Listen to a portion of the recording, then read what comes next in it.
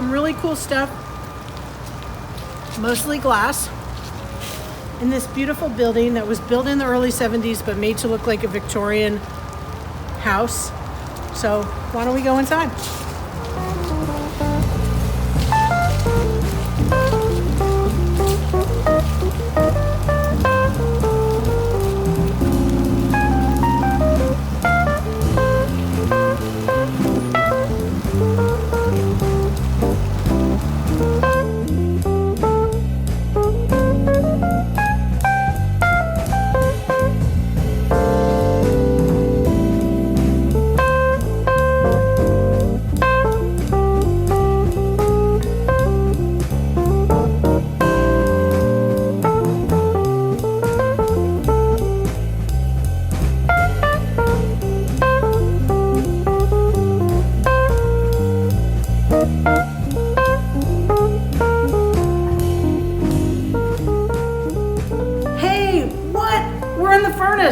Really, we're in the mold museum, and no, not the bad mold. Well, that mold's sometimes good too, but mold.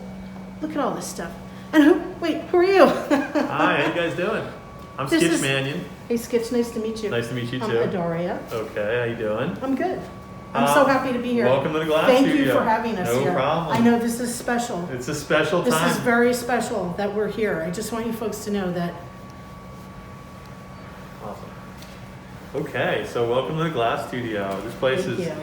We haven't been open that much this year, obviously because of COVID, but we are producing some work right now. We're making some stuff for the stores for the holidays.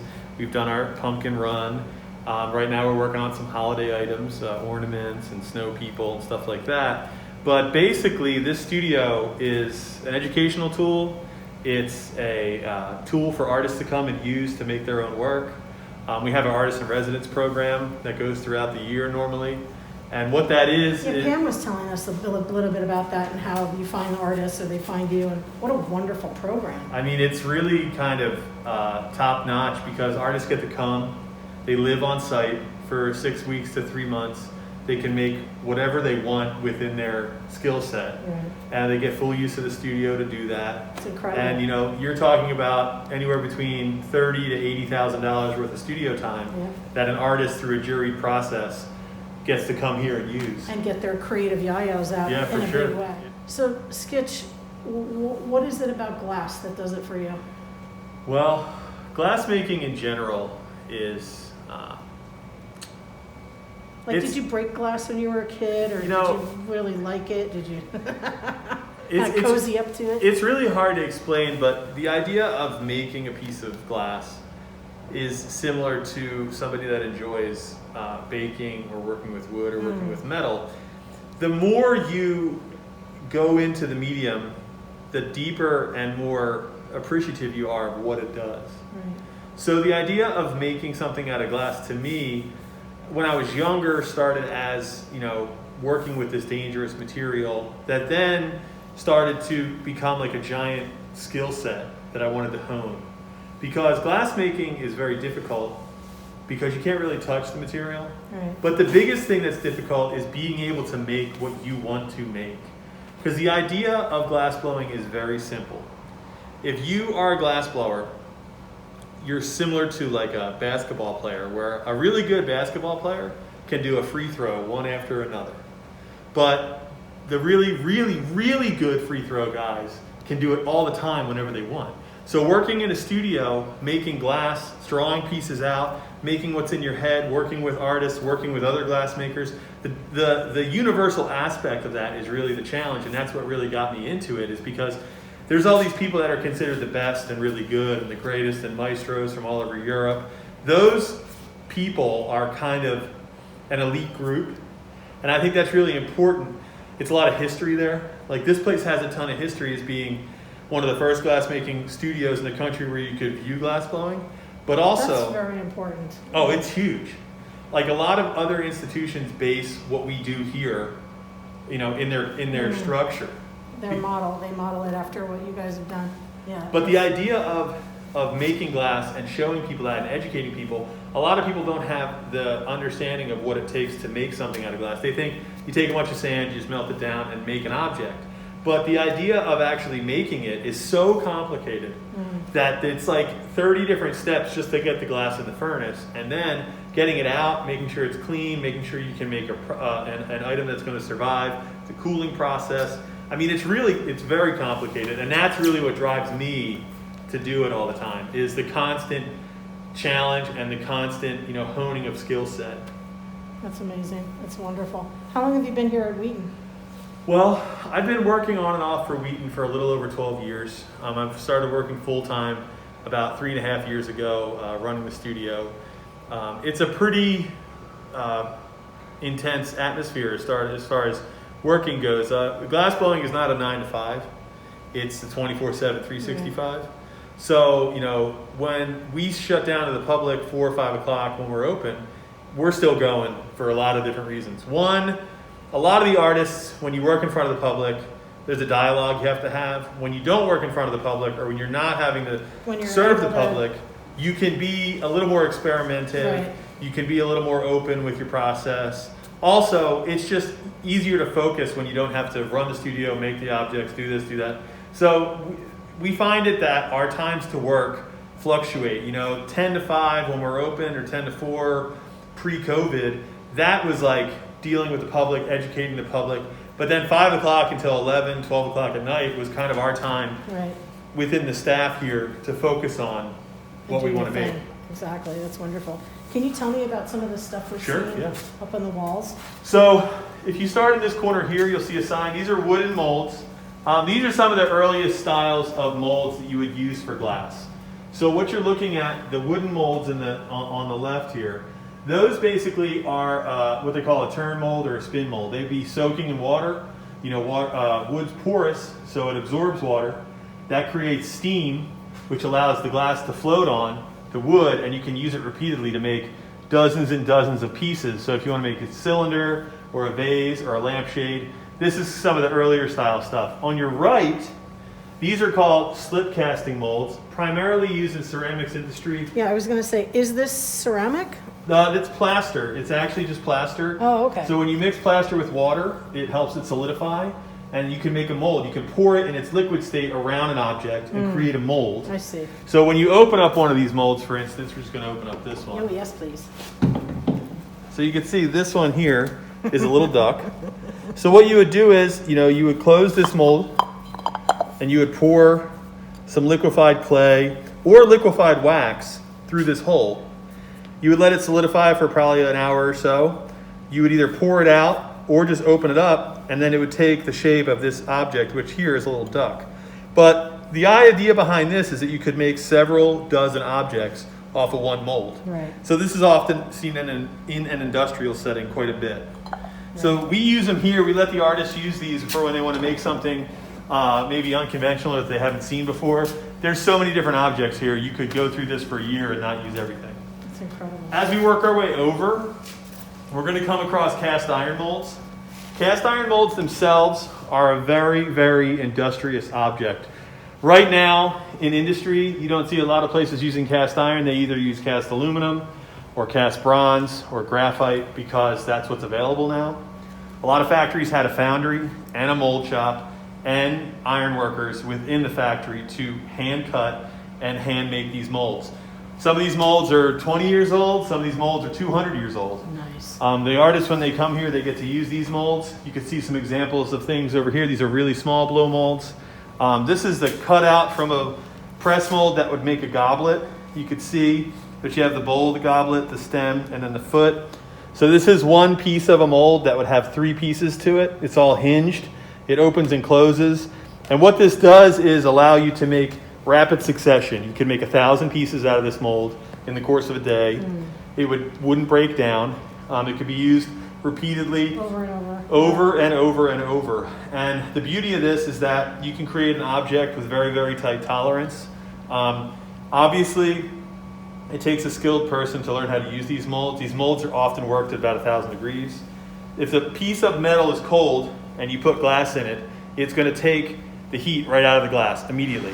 So before the glass even has a chance to settle down into this form, if this mold is cold, it's just going to not move at all. So you have to use these when they're hot in conjunction with a press or some kind of automated machine. It's all about timing. Very much timing and skill, understanding each mold is different. So when you use this mold, it's going to be much different than using any other mold up here. So oftentimes you have a certain team that would use certain types of molds. A team could be anywhere between 3, 5, 6 people who are running the molds. As we work our way down, you'll see some glass that was made here in the studio. This is what's called a dump out mold. This is the Jersey Devil. It's a bookend. We do produce this for the stores every now and then. But this mold here is probably about, I would say, 65 years old or maybe a little bit older. What we do here is you just dump glass in, let it cool, and dump it out. It takes the impression of what's inside that. Mother Leeds would be so proud. Oh, yeah. Here we have some graphite. Graphite's kind of like the new age material, very expensive. It's basically a carbon block. You could carve it with a hand tool, you could carve it with a Dremel. A lot of people now, the new thing is to get CNC routers, and they carve this with a CNC router, which is a computer-controlled router that you can set a program on. It'll make whatever shape you want. So you just buy a big block of graphite, and you put it in the machine, and it carves it. The reason why that's so efficient is because one person can design the file, the machine carves it. To make a cast iron mold, you're talking about dozens and dozens of hands just to make that mold. Right. Because it takes a specific skill set. You have to have a foundry. Right. It's the evolution is what I like to call it. It's not a change, it's the evolution of the process. A lot of times factories in certain parts of Europe and the world are often dictated what they do based on what happened over the course of the Industrial Revolution. If they had a bronze foundry, all their molds were made of bronze. If they had an iron foundry, all the molds were made out of iron. You can go back as far as you want to wood, but they were making molds out of stone, they were making molds out of dung, they were making molds out of all kinds of stuff. Right. So, more slip cast molds. What you see here hanging, yes, and what's hanging on the wall there. And also the ones that are above the oh, yeah, door. Those are really interesting. So those above the door and the ones behind me above my head, those are called loading forks. So what those were used for in the past is when you get done making a piece and you have to load it into an oven, you would use that to carry the piece from the blowing area or the press mold area to the cooling oven because it's still about 1,000 degrees. Right. So if you just hold it in your hands, you're going to get burned, or you have to wear a very special pair of gloves. They didn't have that material, which is Kevlar back then. Right. So they would make these tools, which we still use tools similar to this to today. These are called snaps. The snap and the loading fork are basically the same thing, except a snap is specific to a three-dimensional object. So you might use this one for a cylinder, you might use this one for a footed bowl, you might use that one for a flask, but these are the same thing. So when you're finishing a piece and you're working on the top end, traditionally we use what's called a punty on the bottom of an object, but in the industry side of things, they would use these snaps because it was quicker. And it fit the object. Exactly. So that's what those are. That's really cool. These plier-looking tools that are up on the wall here, these are called finishing tools. And the finishing tool was basically another type of mold. It was primarily used for when you finish an object or when you work on the top of a bottle or a 5-gallon jug or a piece of scientific apparatus. Those create a specific shape at the end. Right. So an example of that I have here is this. This is a finishing tool right here. So this finishing tool makes this shape right here. So when the glass is hot, if you close it and turn it, it creates this contour, right, and this little edge right rim, here. And that's what's really important, because maybe this has a stopper that has to fit it, right, or another piece of glass has to fit onto it for a condensing unit for a scientific apparatus. So these were made in-house for every job that they would do. And it has to pour well, too. Yes. So. But oftentimes where you see this in reference is scientific work. Got it. Because they would have pieces of scientific apparatus that would join together. And these would create tight seals between the two parts. That's really cool. There's so many. Oh yeah, for sure. Stuff, I love it. Oh yeah. What about these air trap molds? They look really interesting. So these air trap molds are pretty much like a very specific, a very custom object. You would see glassmakers oftentimes using these to create bubble patterns within paperweights. So a lot of times they're really simple. Like this is just a bunch of nails. And what they do is they hammer it through a piece of wood. You would get the glass hot in a molten state. You'd plunge it over the top. And what this would do is create a cavern in the glass or a channel that could trap air. Right. So when you create an indentation in a piece of glass and then you cover it, it's going to hold air. And then that air will, over time, round out. So you might have, a stem of a goblet that has 4 specific air traps in it, or a paperweight that has an air twist in the center. So that's what these would be used for. Really cool. But this was like a novelty item. So the glass makers would, maybe spend their lunchtime or after work building these things. And then when, they had some time to make their own stuff, or at the end of the day, if they had, Testing 15 them out, minutes, they would mess around with these. That's very cool. So. All right. And then over here we have way more press molds. Way more. So. How many more? Way more. Way more. That's a California Oh, measurement. yeah. Way. But a lot of these, you're talking about some real historical stuff here. The museum has pieces that were made in some of these molds. Oftentimes people that see these molds don't understand the dynamic of it, but it's a very specific skill set that it takes to use these.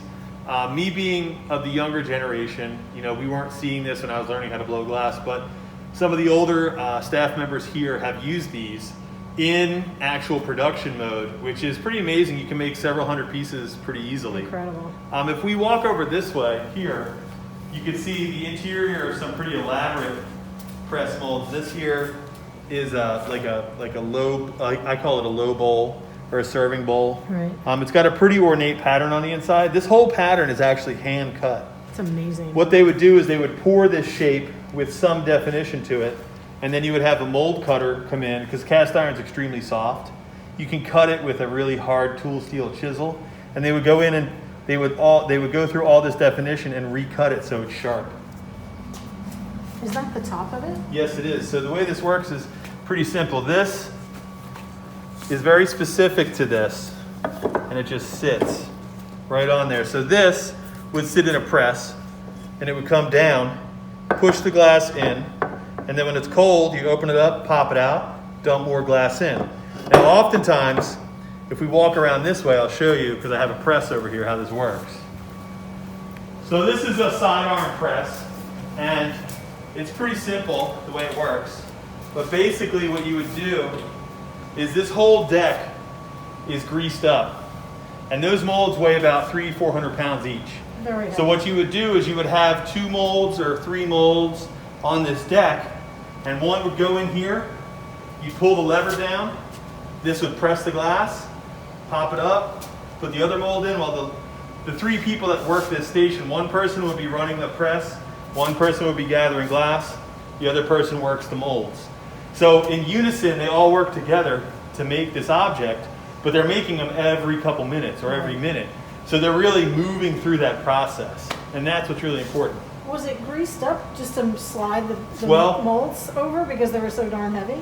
That, and also prevents it from rusting, There we go. because the humidity in the air will eat through the cast iron very quickly. Right. So the oil and the grease that's on this machine prevent it from rusting. I can keep these outside. Oftentimes they stand pretty well. This is incredible. I mean, just the design Oh, and yeah. art of the press is impressive. No pun intended. It's a pretty industrious machine. I find it to be a little intimidating if you don't know how to use it. But you're talking about when you pull this lever, you're exerting several tons of force to press that glass into the shape it needs to be in. It's really incredible. And they made it with such style too. If I'm looking at the wheels, Oh, yeah. I love The circular pattern of the wheels is really, the wheels and is these really were cool. indicative to certain factories. Certain factories had a certain Had wheel their pattern. own, Yeah, their own style. for sure, for sure. It's nothing without style, even Right. in an industrial setting. Well, that's the whole thing too. Is like we look back at this idea of how they made this and thought that it was so primitive, but there was a lot of care and thought that had to go into making all this stuff. Absolutely. And it's really a lot of work to do this. I mean, we have, I would say, about a dozen presses. Some in storage, some in the museum. Yeah, This we one saw a right couple here. in the museum. They were pretty, and I'm going to say impressive again. I'm Oh sorry. yeah. Impressive. No, I mean it's pretty amazing for sure. All right. Look at these old Wonderful. So there's a bunch of folks. pictures of older factory settings here. Love it. It's pretty awesome. Yes, dude. This picture here is of the original TC Wheaton glass factory, which is about 2.5 miles this direction here that I'm pointing. And this was the workforce in that factory at the time. So you can see they're pretty much kids. They worked like 15, 20 hours a day.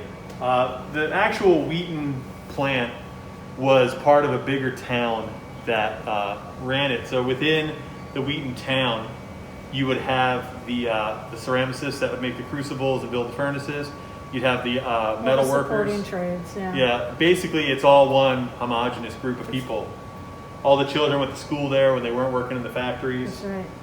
They look like, it's a hard knock life. Oh, sure, yeah. I mean, I don't know, the age bracket here is anywhere between like 8 and 16. 8, right, exactly. So this here is the blowing floor. What's going on here is normally we have about 3 workstations. The one on the left here that's visibly hot is where we're working right now. But when we're open and we're running full bore, we'll have all 3 of these stations working. Right. But we actually have the capability of running about 10 stations in the studio. Throughout the building, we have various places to hook up equipment. And if we have, a visiting artist, or we have somebody who wants to rent, or we're doing a class, or we're running some kind of program, we might have 4, 5, 6 stations running. We have one furnace on right now. It holds 300 pounds of glass. Right now it has some white glass in there because we're making some snow people. But basically, the idea behind the studio is that we have 2 furnaces going. So while one is being filled, the other one is able to be worked out of. So we have glass going all the time generally. What is powering the heat? What is making that incredibly intense heat? There's a couple of things that go hand in hand in working this to get it hot. One is you have natural gas and you have a burner, but it's not like a big campfire. It's definitely not wood fired. It's more of what I like to call a jet engine. You have a burner with a lot of air behind it, blowing it. So if you blow into a campfire, you can hear it roar and you can hear it get hot. Right. The reason why that gets so hot is because the burner is being forced with a lot of air, and then the material that makes up the chamber is highly insulating. So when that gets, it just holds its heat. It doesn't emit any heat. Right. It's all in there. Right. And that keeps it from, 1, getting really hot in here, and 2, it actually allows it to be hot with very little energy. So when the reheating chamber is turned all the way up, or the furnace is turned all the way up, they're anywhere from about 750,000 to 1 million BTUs. Holy moly. Your average stove at home is about 25,000 BTUs. Is that a mini one of what's inside of there? I'm going to jump over this rail real quick, All right, do it. just so I can give you guys a little more. There they are. So this is a reheating chamber. Right. There's no glass in here, okay? What this is just a place for us to work. As the glass comes out of the furnace, it cools down. So this is a chamber for us to just constantly go in and out of and reheat. Gotcha. This here is the furnace. Whoa. This furnace here has a big ceramic cereal bowl that has molten glass in it. And as we work, the level goes down. And then we put more glass in at the end of the day, and it fills it back up again. We have several styles of furnace. Like I said, this is the smallest one, holds 300 pounds. The bigger one holds about 2,000 pounds. And then we have a medium-sized one that we just built this winter that holds 1,500 pounds. Wow. Now that sounds like a lot of glass, but right across the street industry, their furnace is about 80 tons. And they use 30,000 pounds of glass every 10 hours. Oh, that's amazing. So the idea of a lot of glass is relative. If you use it, then you need a giant furnace. If you don't, you can just fill that up, and by the following day, the glass is nice enough to be used to make objects. And generally we melt clear glass here, but oftentimes this smaller furnace is used just to melt a color of glass. So we might have a clear furnace, and then a furnace full of blue, or red, or green, or white, based on what is going on in the dynamic. The idea of this workspace is very universal.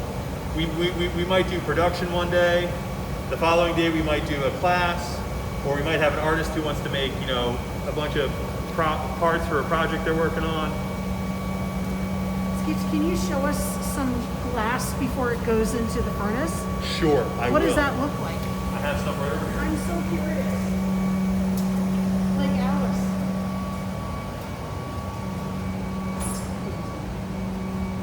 So this here is what we call batch. Ooh. And batch is primarily silica sand. Now, silica sand is not beach sand. Beach sand is dirt, rocks, trees, not anything that'll actually make glass. Right. Pure silica sand is mined out of the planet. And what that is a very, very, very clean quartz sand. So what this is a combination of silica sand, soda ash, potassium, and other nitrates, and lime. And what that does is, pure silica sand melts at about 3,200 degrees. If you add these other chemicals to it, it lowers the melting temperature, or what we call fluxing it down. If you try to melt pure silica sand, you can get really clean glass, but it eats up your furnace very quickly. So we flux it down so that it lasts longer in our furnace, and it's easier and more economical to melt. So to make clear glass takes about, I would say, 5 to 7 ingredients. To make a color could be anywhere from 5 to 30 ingredients, depending upon what your formula is. But oftentimes, heavy metal oxides in conjunction with the clear batch will make a color. So if you add gold oxide, not a gold wedding ring, but you actually have to get gold oxide, and you add it to this, you'll get a nice ruby glass. If you add cobalt, you'll get a blue glass. If you add a nickel, you'll get an amber glass. So you can create tonal colors by mixing different things. That's wonderful. It's very experimental. It's very like you're in your lab. The idea of melting color or melting glass, you know, it's referencing alchemy, which is a very kind of like historical form of chemistry. Right. I do a lot of it. I make my own colors oftentimes for stuff we're doing. Yeah, I was wondering. It's a lot of work to do, but the idea of doing that, like I said before, is part of the skill set, part of the honing, part of the understanding the material. So that's why I think it's really important to do things like that. And then educating the public, wanting, you know, for them to see the melting of glass is a very kind of raw experience, but it's educational because a lot of people don't know what it takes to do this. From what substance to how does it get like this, and exactly. it becomes a liquid and then it becomes a solid again. Right. It's fascinating to me. Do you folks mix your own stuff, or do you purchase it pre-mixed with all that other groovy stuff? The idea, okay, so we do both, but it's for several reasons. One is we go through about 60 to 70,000 pounds of glass in a year.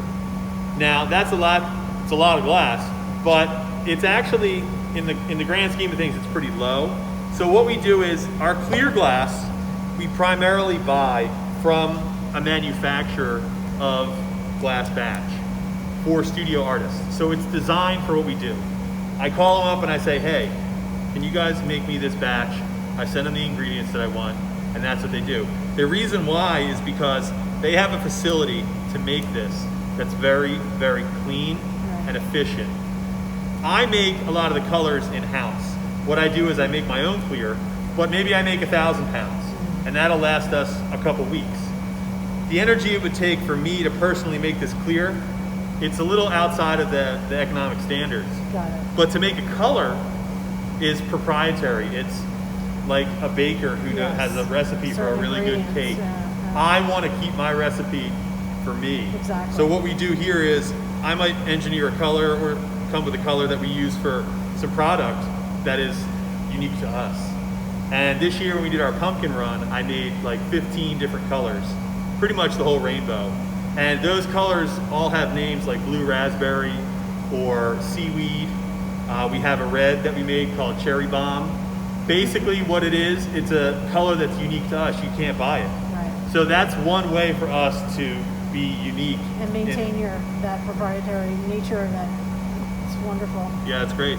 So this is what the glass looks like before it's melted. I'm just gonna feel the weight of it. So when you have 100 pounds of batch, it yields about 70 pounds of glass because there's a lot of air There's a lot of water in there. So when you melt this down, you don't actually get 100 pounds of glass. Now, we can also melt recycled, which is called cullet, which is pieces that are broken, or you can buy cullet. That will yield more glass per charge, we call it. Also, it melts at a lower temperature, so you don't have to run your furnace as hot, which means it'll last longer. So there's a lot of ways to do it. A lot of universities use cullet. A lot of studios that produce work or private studios melt batch because it's a cleaner glass. Cullet is like making a copy of a copy. It loses its integrity, its working properties, so it's not as good to use all the time. And these kind of explain the history of the glass factories in the area and kind of the way the studio functions. So oftentimes what you'll see here, this is really self-explanatory, but it talks about the importance of the area, the sand in the area at the time, the idea of the clay being needed to make the oyster shells were monumental. That's the lime right there. The rivers were the highways. So what this map shows is a lot of cities that inhabited glass factories. From what I understand, in about a 25-mile radius from where we are, there were about 2,500 glass factories. So those glass factories all, commuted through these waterways to get their product and the supplies to one another. And then the wood. So before you would ask me what fuels our equipment, It was wood. it was wood, but the idea, you want to talk about work. They would work for 6 weeks cutting and chopping, stacking wood to work for about 2 weeks of glass blowing time. Wow. So they would cut wood and stack it for 6 weeks to blow glass continuously for 2 weeks. No wonder there's so many fields down here. Not just that, but the pine barrens were a huge reason why they came Yeah. down this way. Pine barrens were like 30 times the size of what they are now because a lot of it was used for the glass factories in the area. And then over here, I went to Stockton and I've been down the Batstone. Oh, yeah. The Egg Harbor River, all the tributaries. so this is some historical stuff that was made. The lily pad picture was big. I actually made one for a demo recently for a South Jersey glass blowing conference that we had. This is kind of an adaptation. So this is the recreation of an original lily pad, and this is something beautiful. one of the studio staff decided to do. That's a picture of one of the original lily pads from the area.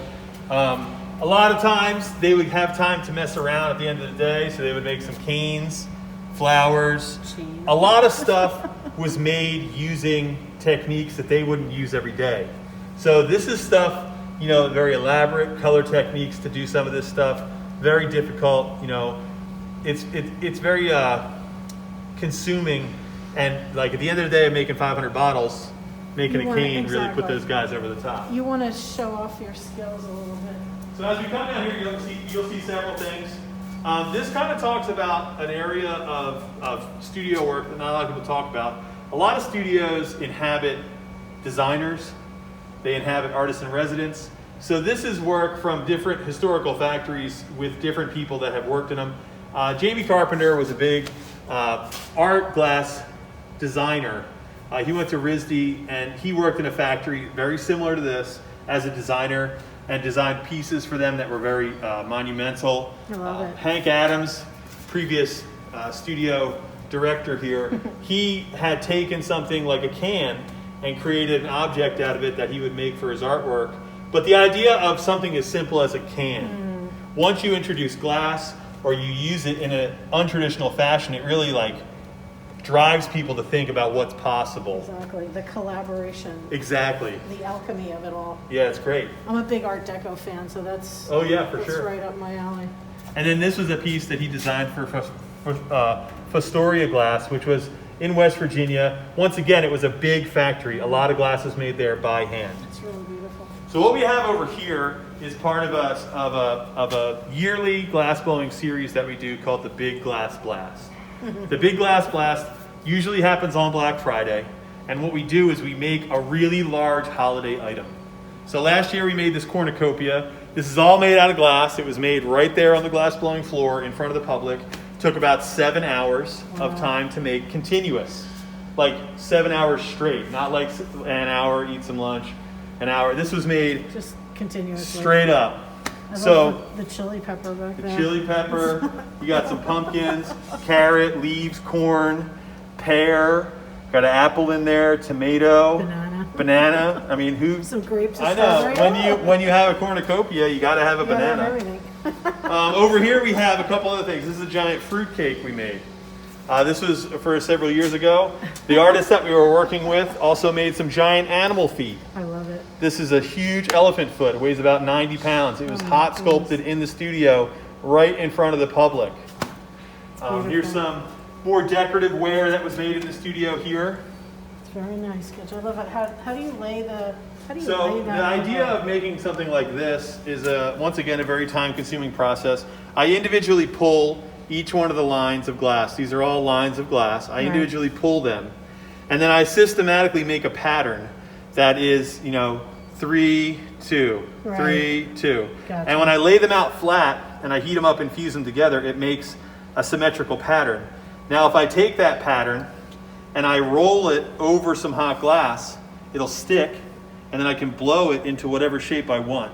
Now, hot glass sticks to hot glass, so if I can get the pattern up to 1,000 degrees, I can then attach it to molten glass and blow it in whatever shape I want. I actually had a video of me making a piece like this for the South Jersey Glassblowing Conference, and it will be on YouTube at some point, and you will be able to see. Bubbles. So if you do this technique correctly, you'll get an air bubble in between every 4 canes. Wow. Very historical technique. It's called a reticello. It's Venetian for the word net. That's in the way. One of the studio staff members wanted to make a blue moon. So this is cast glass. It's used you make a mold out of sand, compacting it with your hand, and then you pour molten glass into that sand and it takes this shape. And this is a perfect example of using the texture of a process in your favor. The texture of the sand looks really good on the moon itself. It really looks amazing. It should have that song from the 50s playing behind it. So this here is a case that showcases our Creative Glass Center of America, which is our fellowship program. And what we oftentimes do is this the 80s by any chance? Yes, it is. Not the 1880s, but the 1980s. This was actually 1983, and this is the group. This is a group of the first fellows that were here at the time. And basically, what this showcases is the idea of artists who work in glass coming into a studio and using it to make their work. And all these pieces were made with visiting artists coming into play. So you have different kinds of techniques here, but most of this stuff was made with an artist on campus. I love how varied everything is. I mean, it's just really from one end of the spectrum. There is no end. It's just all, you know what I mean? It's just, it's great. It reminds me of some kind of sea creature. So Tristan Lowe was a member of a group of artists we brought in for Emanation, which is a biannual event that we do where we bring in non-glass artists. They don't work with glass at all. They come in with their ideas and they work with a team, and the team generally facilitates their idea. Okay. So Tristan had this idea of creating this forest or this wonderland of kind of different types of animals that would showcase either senses or some kind of feeling. And it's rather complicated, but Tristan, he had a traumatic experience. He got into a car accident, and it was really kind of eye-opening for him. But what he was really experiencing was his senses were really stimulated at the time. So this is, we call it a nose squid. I like it. Because it basically is a squid and a nose. And what this does is put your idea of what your nose does into a bigger picture. It's the shortest path to your brain. Right. It's one of the funnels of senses that lets you directly kind of initiate with another object. So, and it's also a memory trigger. Exactly. Intense memory trigger. I'm a very olfactorily oriented human. Yes. And I just kind of go around the world smelling. Yeah. And I'm very sensitive to like fake scent. Exactly. Therefore, so, and it really does horrible things. And the idea of using your nose in traditional and non-traditional ways over the course of a lifetime to either, induce or medicate or whatever you want to do. Right. But that idea of using that nose is so important. And he decided to we created about 50 different objects with noses, with hands, arms, all kinds of stuff. It was all hot sculpted, but they were in conjunction with something else. So like the nose was on the top of we recreated a very traditional beer bottle that he had. He brought it in. He was like, I want to make this shape. We made it, and then we put noses on the top of the neck. And what that was is your nose in direct conjunction to the way you use your mouth or how you take something in. So, you know. And I'm sure you folks, you know, allowed him to cathart about that trauma of that car accident. And this is a way that he used to work through that. Exactly. And process all that. We called it live sketching because he would come in with these sketchbooks, piles of them.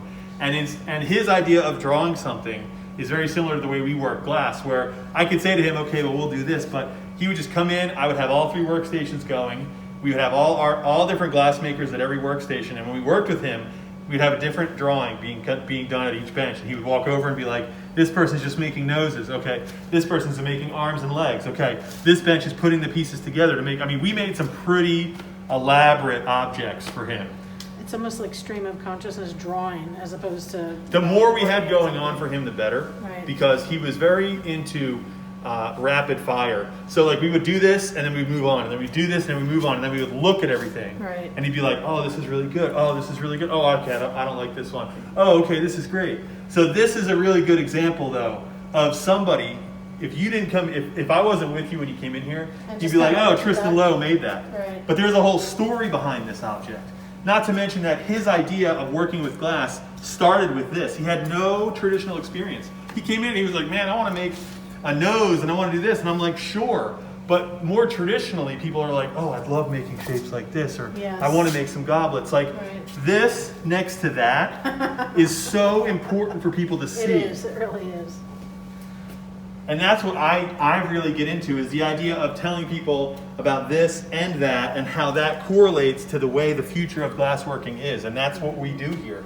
We incorporate the traditional and the non-traditional to educate people. It's amazing. So on our way out, we have a couple more things.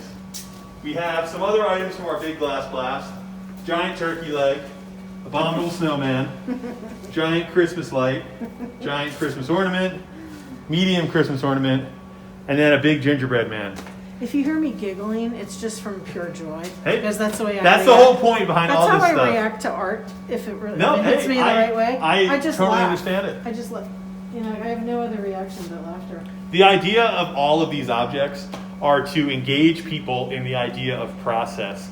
This usually happens in conjunction with other things on campus, i.e. the holiday sale or Black Friday, people want to get out of the house, families are together. I will have the entire studio full, from people standing here all the way to the other end of the shop in the bleachers for 7 hours straight, watching us make these. Engaged. And they watch, they ask questions. Right. Oftentimes, they're enamored by the fact that this can even happen. I mean, this right here was monumental because basically people were sitting asking, like, how is this going to happen? And I just told them, I said, you know, patience. They would go to the museum, they would go to the stores, they would come back several hours later. We're still working on it. The arm weighs 100 pounds. He's a beauty. The teeth are out of this world. I know. It's pretty awesome. And if anybody remembers that you know, being forced to watch those Abominable Snowman and well, and then also a lot of people related to it. They were like, "Oh, I saw stuff like that when I was a kid," or "Oh, you know, my son has no idea what the Abominable Snowman is." And then the ornament was kind of the kickoff. It was a collaborative effort between Deborah Teresco and me and Wheaton Arts, kind of working together to come up with a way to engage the public around the holidays. So for several years we made giant ornaments. I mean, this is a large one, but we made some that were bigger than this. And then we decided to switch it up. So then we did things like the turkey leg, the Christmas light, we did giant candy canes. Every year we try to do something that is large and very entrancing of an object. Oftentimes we were doing things with faces because people would be into this like face, seeing the face. You know, it engages people. Skitch, thank you so much for No having problem. us here today. I mean, in the light of COVID and the light that, you know, we feel blessed to be here. Great. And thank you so much for your time and for all of your knowledge and artistic creativity. Anytime. And your community and your collaborative being. Thank you very much for coming, and anything I can do to facilitate and educate Yes, is really my purpose. that's right. So, you know, in the future, whatever happens, I oftentimes tell people that I'm always available. So if you guys ever have any questions, Oh, thank you. I look forward to helping out. I appreciate it. Thank you so much. No Nice problem. meeting you. Nice meeting you too. Hey! I know you didn't get enough glass, so we're going to talk more about it. Here's a book called Glass Blowing. It's written by Mara Rawcliffe. And we hope you like the pictures. Look at that. What is that going to be? A vase, a bowl? Who knows, right? Glass blowing. This guy is saying, I am a glass blower. Watch me make a beautiful glass bowl. See, some of his work is behind his head there. The oven that holds the glass is very, very hot. The hot glass is runny, like honey. It's runny like honey. And I can turn the page. That's right. I dip my long pipe into the hot glass. I roll the pipe on the table to smooth and cool the glass. See him rolling it on the table there? I blow into the pipe. I blow a bubble in the gooey glass. I try not to blow too hard. I wonder what would happen if you blew too hard. Would it just make a hole in it, or would it explode? I don't know.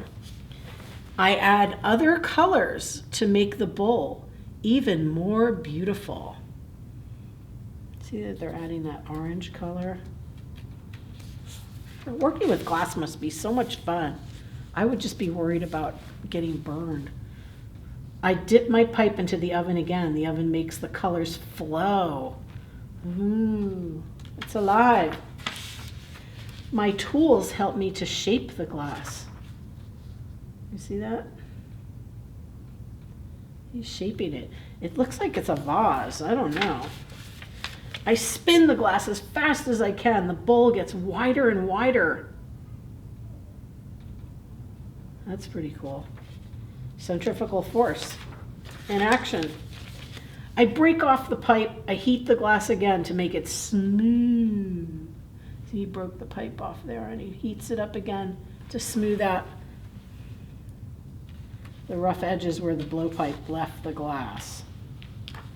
Oh, what's it gonna look like? I don't know. I'm so excited. The glass cools slowly. My beautiful bowl is done. Okay, so he's calling it a bowl, but you can probably use it as a vase. You see the other ones that he made up here? Look how beautiful that turned out. It almost looks like there's feathers lining in between the dots. I think we saw something like that at Wheaton Arts. And that was it. Yay! So now you know how to do that. But please don't do that without the supervision of a parent or a caregiver. We hope you enjoyed your trip to Wheaton and you learned a lot of stuff. I just want to thank Kristen and Pam and Skitch so much for letting us into Wheaton during these COVID-y times, and we hope you go. WheatonArts.org. Go online. They have all sorts of classes and things that you can participate in. If you just want to walk around the village, it's so cool. There's a nature trail too. So thanks again so much, everybody, for tuning in and for appreciating glass as art as much as we do here at the Bridgeton Library. Please subscribe to our channel. We'll see you next time. Stay tuned for the craft. We're going to have so much fun.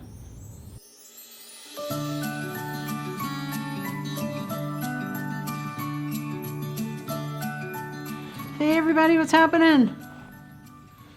What are we doing today? Well, we're gonna just stare at a napkin for 20 minutes. I hope you're okay with that. No, that's not what we're gonna do. What, Miss Adaria, what are you talking about? Hey, I just wanted to introduce you to some of my friends.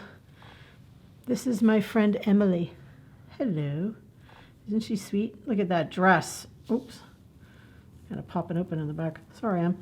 Look at her. She's a Dawn doll. That's right. These dolls were popular when I was a little girl. I'm not going to tell you when that was, but just know that it was a couple of years ago. And this doll's name is Angie. Hello. But I call her Me because she's the one that most looks like me in my imagination. And look at that. Isn't she a nice girl? And this is Dale. Hey Dale, what's up? Hey y'all, woo! Aren't they wonderful? I love it. I had Dawn dolls when I was a little kid, and I played with them and played with them and played with them forever. And the only reason why I didn't keep them is because when I was about 17, I gave all my Barbies and all my Dawn dolls to a little girl who lived next door. She was probably about 9 or 10, and I regretted it ever since. So about 10 years ago, I remembered that I really enjoyed them, and I looked on eBay and I was like, oh man, look, there's Dawn dolls. There's so many Dawn dolls. And so I've been collecting them for about 10 years now. And I could probably trade them in and buy a car. But I love them very much, and I'm very happy to have them and all their outfits and all their accessories. So they're going to supervise our craft today, just like they supervise the stained glass that we made. So we hope you all enjoyed your visit to Wheaton, and that it was informative and wonderful, and you learned a lot about glass and glass making. And today we're going to do this craft. Now, since I don't really have any other things that I can do with glass or to resemble glass, but I really love colors, we're going to make a very simple tie-dyed napkin. So I'm just going to move these little critters out of the way, and I'm going to move my dolls out of the way because I don't want to dye them different colors. That would be tragic. So they're watching socially distanced from a safe distance over in this area. All right, so let's go in with our colors. Now, what you're going to do with the napkin, though, it's really easy. You're going to take, and the bigger the napkin that you have, the better. Like this big, giant dinner napkin. You're going to open it up. You're going to take it from the middle and just draw it up like that, right? And then you're going to start twisting it, twisting it, twisting it. As hard as you can. Twist, twist. Just twist that thing all the way to the bottom till it looks like a big twisty napkin. That's right. Twist that. Twist it. And we've got a couple colors here. We've got red, yellow, green, and blue. But you have to be careful with the colors because sometimes if you use too much or if you use these colors too close to one another, they can get what is called muddy, and they can start becoming either brown or just other boring colors that you don't want. So what I'm going to do is I'm going to start out with the lightest color, which is yellow. Be careful. A little of this stuff goes a long way, so you don't have to use too much. So even though it looks like orange, if you put it into food, it'll make your food come out yellow. So just do dots wherever you want. If you want it to go deeper into the napkin, you just hold it and press. And you know, you might want to come into some of the folds of the longer part and get in there. And you could do streaks or dots, whatever you want. Just make it look interesting. So there is our yellowy color, and I'm gonna just rest that down for a second, and then I'm gonna come in with the green, and again you could just put this wherever you want. You could do a little streak down at the bottom, you do a streak up here. Just try not to let it touch the other color so much, because then you're just gonna have a yucky, muddy colored tie-dye thing instead of a pretty, spectacular tie-dye like I know you want. And it's okay if you get some of this food coloring on your hands, because you could wash it off. It won't last forever. Now we're going to go in with the red. Oh yeah, here we go.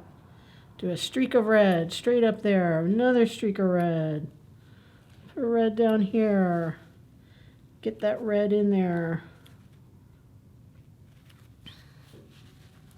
Now the red's okay to blend in a little bit with the yellow, or what looks to you like orange, because it's not really gonna change the colors around too much. Let's see where else. Just put a streak in there. Let's see, do I like the amount of red that I have? Yeah, I think that looks pretty good. Maybe just one more right there. And then last but not least, we have a blue. Such a nice color. We like blue. This is a pretty dark blue. So it's gonna stain the other colors. So be very careful about putting it next to other colors. You don't wanna make them look too dull. And we'll get a streak of blue going in here. Get one going over there. Maybe come down right here.